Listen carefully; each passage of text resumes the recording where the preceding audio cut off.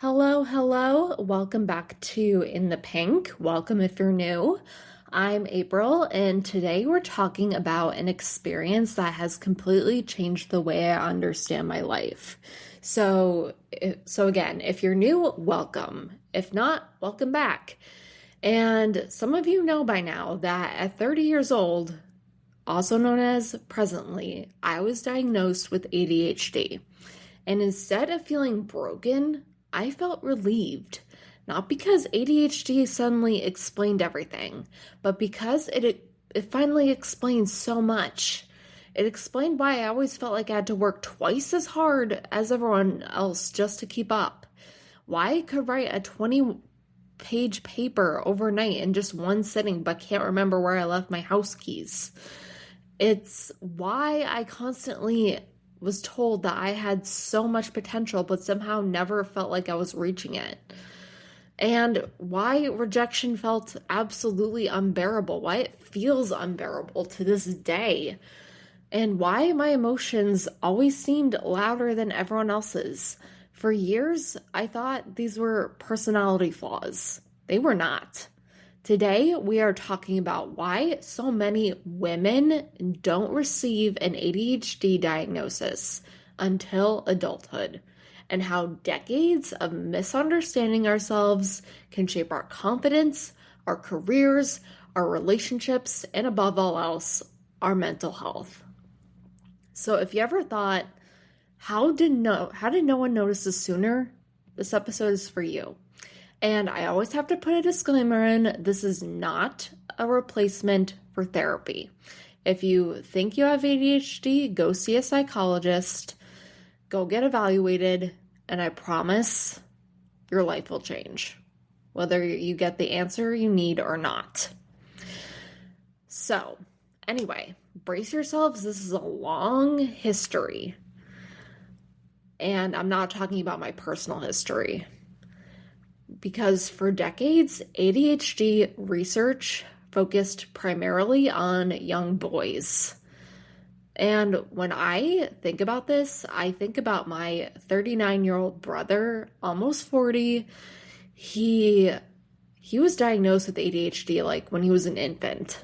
Like, come on.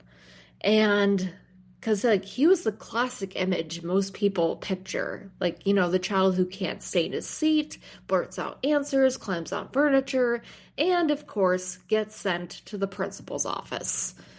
And that presentation certainly exists, but it's not the only one. Many girls experience ADHD differently. Instead of outward hyperactivity, they may daydream during class, lose track of assignments, talk excessively, become emotionally overwhelmed, be highly sensitive, struggle to begin tasks. I can't emphasize that one enough. Constantly forget things and mask their difficulties. Because they're often quieter or more compliant than boys with ADHD, many girls fly under the radar. Rather than being referred to for an evaluation, they're labeled as chatty, dramatic, disorganized, or not living up to their potential. And who knows, they could be labeled as shy like I was. Because many girls learn something very early. If I work harder, no one else will notice that I'm struggling. So they become experts at masking. They color code everything. They stay up till 2 a.m. For me, it was 4 a.m. finishing assignments. They memorize instead of understanding. They over-prepare. They become perfectionists. From outside, they appear successful. Inside, they're purely exhausted, if not dying from exhaustion. The problem is that success can hide struggle. When you're getting good grades or even just scraping by, people assume that everything is fine, and that gets under my skin all the time. Because they don't see the anxiety. They don't see the overwhelm. They don't see how much energy it takes just to appear organized. And oh my gosh. I'm reading all this now in a 10-page script, and I'm just thinking to myself, how did no one see this? So yeah, This one's for me too.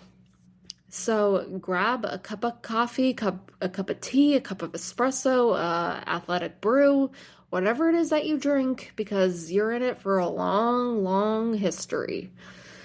And if you like history, especially medical history, good for you, because you might actually be able to relate to me on a whole different level. So, to understand why so many women are only now receiving ADHD diagnoses in their 20s, 30s, 40s, or even later, we have to look at the history of medicine itself. For centuries, medical research overwhelmingly focused on men. Women were routinely excluded from clinical trials because researchers worried that hormonal fluctuations, pregnancy, and menstrual cycles would, quote unquote, complicate study results. Instead of studying those differences, researchers often avoided including women altogether. And that meant that the quote unquote average patient in many clinical and medical studies wasn't actually average. It was male. This pattern affected everything from heart disease to autoimmune conditions, medication dosing, pain management, and of course, mental health. In fact, it wasn't until the early 1990s, in fact, 1993 to be exact, that the United States required the inclusion of women in federally funded clinical research through the National Institutes of Health Revitalization Act of 1993. God, that was a mouthful. And even under that law, meaningful representation and sex-specific analysis took years to improve. And ADHD research followed a similar path. Early landmark studies largely described boys, particularly boys who displayed obvious hyperactivity, impulsivity, and disruptive classroom behavior. Those boys were easier to identify because their symptoms disrupted the environment around them. Girls, on the other hand, experienced ADHD differently. I mean, many were inattentive rather than outwardly hyperactive. They might have been daydreaming instead of running around the classroom. They quietly forgot their homework, lost track of assignments, struggled to organize their thoughts, or internalized their frustration rather than acting it out. Because they weren't disrupting the classroom, they weren't referred for evaluation. Instead, they were described as, again, shy, sensitive, chatty, scatterbrained, or capable but inconsistent. And here's the most heartbreaking part. Many girls learned to compensate. So we now know that ADHD affects people of all genders, but the expression of symptoms can vary significantly. Girls are more likely to present with inattentive symptoms, internalized emotional distress, and compensatory strategies that make their challenges less visible in childhood. And this is why many women receive their first diagnosis during major life transitions. Maybe it's college, when there's suddenly no parent reminding them about deadlines. Maybe it's becoming a teacher and juggling lesson planning, grading, meetings, and endless administrative tasks. Maybe it's motherhood, when they're expected not only to manage their own lives, but everyone else's schedules, appointments, lunches, and laundry. Gosh, this is such a mouthful. I need to take a breather, but I choose not to. That's my ADHD talking. Or maybe it's after years of anxiety, burnout, or depression when someone finally asks a different question. What if this isn't a motivation problem? What if it's ADHD? For many women, that question changes everything, because the diagnosis doesn't create ADHD. It reveals something that was there all along. And for many of us, that realization is both incredibly validating and deeply emotional. Because I could literally just go to my eighth grade self and say, "You're not broken. You're not broken, honey. You're just undiagnosed." And there's relief in finally understanding yourself. Trust me. There's another piece of this conversation that deserves far more attention, and that is one that researchers are only beginning to fully understand. Hormones. Yes, hormones. For decades, women repeatedly said things like, "Oh, my ADHD gets worse before my period," or "I can manage everything until I become a mom." Perimenopause only made me feel like my brain stopped working. Too often, those experiences were dismissed as stress, anxiety, or simply being hormonal, quote unquote. And today, research is painting a much more nuanced picture. And scientists now know that ADHD is closely linked to dopamine, a neurotransmitter involved in attention, motivation, reward, and executive functioning. Excuse me while I take a water break, because I can feel my heart like almost stopping.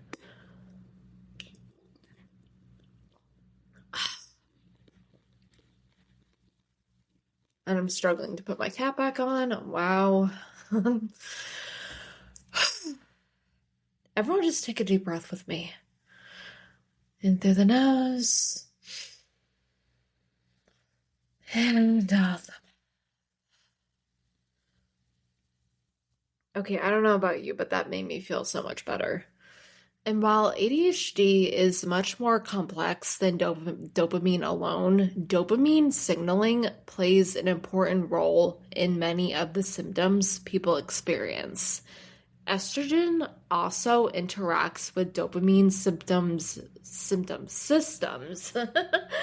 in the brain. As estrogen levels fluctuate across a woman's life, dopamine activity may change as well.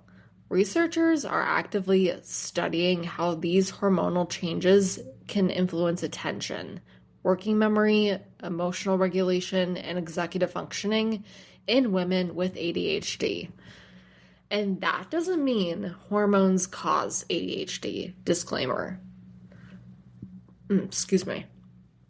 ADHD is a neurodevelopmental condition that begins in childhood. But hormonal changes can make existing ADHD symptoms more noticeable or more difficult to manage.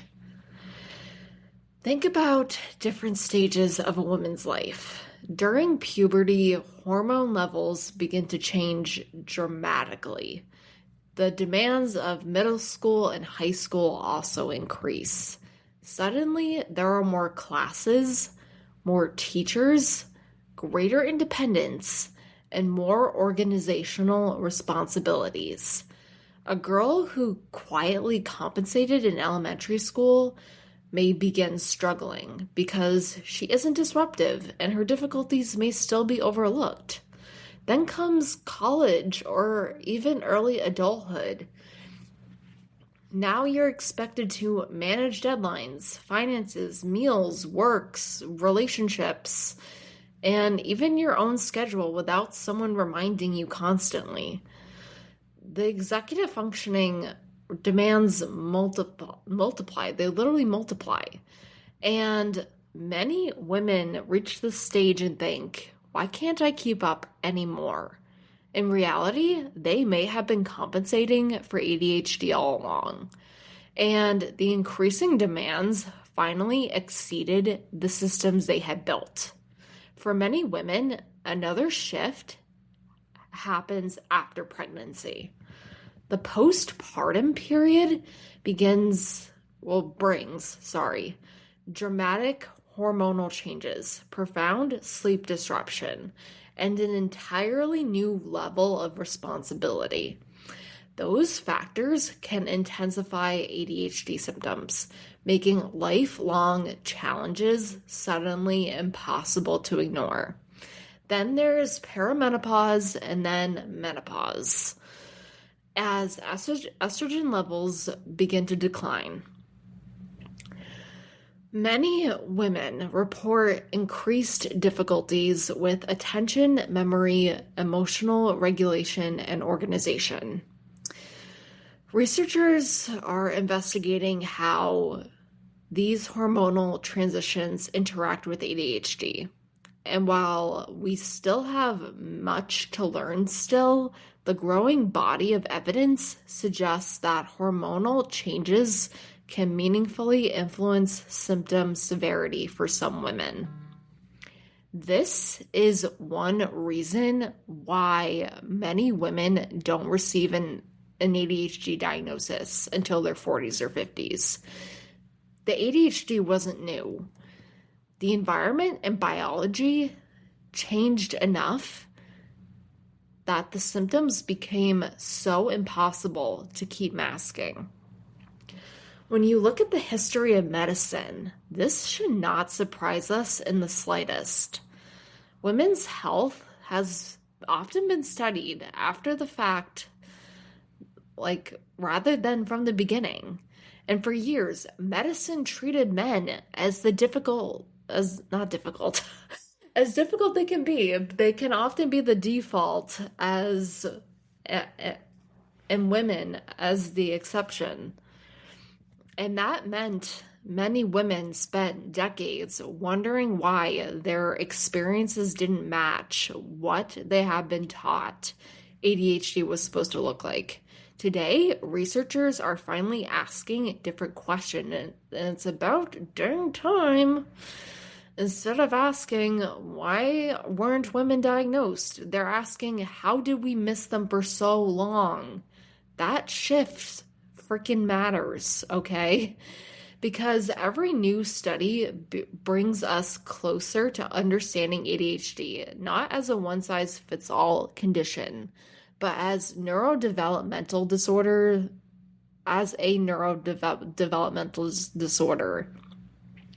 can look across individuals, across genders, and across different stages of life. And perhaps the most empowering realization is this: if your symptoms seem to fluctuate throughout the month or become more noticeable during major hormonal transitions, you're not imagining it. Your experience is real. Science is finally beginning to catch up with the fact that women have been saying for years, you know what, we're just not trying hard enough. Maybe it's because we're disorganized, careless, or lazy. No, the goal is not to rewrite the past. I mean, we could go back in time and change it, but we can't. It's to stop blaming yourself for a story that never belonged to you in the first place. Before receiving an ADHD diagnosis, many women are first diagnosed with anxiety and depression. God, I need to take breathers, but I can't. I'm too passionate. Sometimes those diagnoses are accurate, and sometimes ADHD is occurring alongside them. And sometimes ADHD is the underlying issue contributing to those symptoms. Imagine, God, spending years trying to manage constant overwhelm without understanding why your brain works differently than everybody else's. That can understandably lead to anxiety, low self-esteem, burnout, or depression. And hormonal changes can also make ADHD symptoms more noticeable. Many women first seek evaluation during college, after becoming parents, before even getting married, or during periods of major life transitions when the demands on executive functioning increase. So let's talk about the symptoms that people don't usually associate with ADHD. So there's emotional dysregulation, rejection sensitivity. I just recorded an episode about that. So go check it out if you haven't already. Shameless self-promo. Just kidding, that's not one of them. Time blindness, in all seriousness. Difficulty switching between tasks, mental clutter, starting 10 projects at once. I'm guilty of this so often. Or finishing no projects at all. Hyper focusing on something you love for hours without realizing the time has significantly passed. Forgetting to eat, forgetting to drink water. I'm laughing because that was literally me this entire episode. Feeling physically frozen when a task feels overwhelming. These are not character flaws. They're example of executive functioning challenges. And once you understand them through the lens of ADHD, you can stop asking, what is wrong with me? And start asking yourself, what support does my brain actually need? And receiving that ADHD diagnosis as an adult can bring mixed emotions like relief, validation, grief, anger, hope. Many people grieve the years they spent believing they were lazy or careless. That's me with my middle school self and my elementary school self, primarily when I was in 4th and 5th grade. They wonder what life might have looked like if someone had recognized the signs sooner. Those feelings are so valid. And at the same time, a diagnosis doesn't change who you are. It gives you language. It gives you context. Like the language to finally express your needs. And it gives you the opportunity to build systems that work with your brain instead of constantly fighting against it. And here are a few evidence-informed strategies that many adults, no matter what your gender, with ADHD find helpful. 1, externalize your memory. Use calendars, reminders, sticky notes, visual cues, checklists instead of relying on your brain to remember everything. Break tasks into tiny first steps. Motivation often follows action, not the other way around. Reduce shame. ADHD is a neurodevelopmental condition, not a moral failing. Move your body. Again, I also recorded an episode on why ADHD is practically exercise is non-negotiable for ADHD. Gosh, I need to take a breath so bad. Prioritize sleep whenever possible. Sleep deprivation can make ADHD symptoms significantly more challenging. Seek support, therapy, ADHD coaching, medication, workplace or school accommodations, and community support can all play meaningful roles depending on your needs. If no one has told you this before, let me be the first. That breath was so much needed. You have no idea. You were never lazy. You were never broken. You were never too much. You were navigating a world that wasn't designed for the way your brain works. And maybe, like me, getting diagnosed later in life didn't change your past. But it changed the story that you tell yourself about your past. Instead of asking yourself like, oh, why couldn't I just try harder? You begin asking, how can I support myself better? That's not giving up. That's growth. And without further ado, here is this week's affirmation. In fact, I might post it the same week. Maybe. I don't know. But no matter when you're listening to this, just say this to yourself out loud or in the mirror or silently to yourself. I honor the way my brain works. I release shame for the years I spent misunderstanding myself. My diagnosis does not define my potential. It helps me understand it. And here is the self-love question of the week. If I stopped believing I was lazy, what would I believe about myself instead? So, anyway, thank you so much for joining me for another episode of In the Pink. If today's conversation resonated with you, share it with someone who has ever wondered why life has always felt just a little bit harder than it seemed to be for everyone else. Remember this, your diagnosis isn't the end of the story. It's the beginning of understanding your story. Thank you guys. And remember, you are beautiful no matter what. Mwah.